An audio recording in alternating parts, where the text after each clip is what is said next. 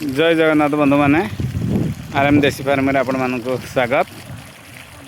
आपण मानक आज देखी आमर एटी पाख प्लॉट रे कौन सब करा जाइछि। एटी देखंतु ए प्लॉट रे आमर एटी मांडिया कराई।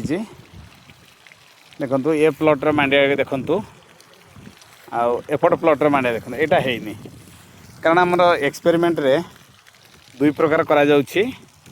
एटा होछि टिलेज रे माने आमर पावर टिलर हळ हिकरी एटा जतक बड़ बड़ गछ देखा जाउछि सेगुडी को हेछि।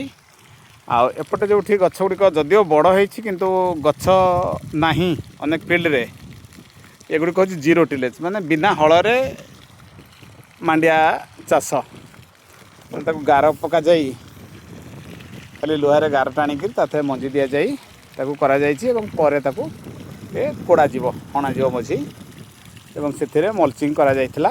तार नड़ा गुड़ी को पड़ी बिल पानी रखुची। ये आगपटा देखो आगपटे मध्य मांडिया गछ भल होइछि। आउ ए पाखापाखी पानी आमर दिया होउछि। आ गोटे प्लॉट रे ये प्लॉट रे आमर मुग लागिवो। एटी देखंतु बर्तमान पानी दिया चलीछि। एटा को छोट छोट प्लॉटिंग करा जाइछि कारण एटा एक्सपेरिमेंट पय करा जाइछि जे ए माटी रे मुग हेई पारुछि कि नाही।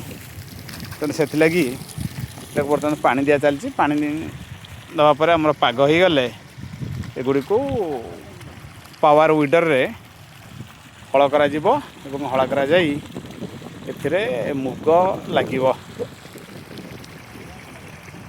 एहीपरि भाव में आमर काम गुड़िक चली।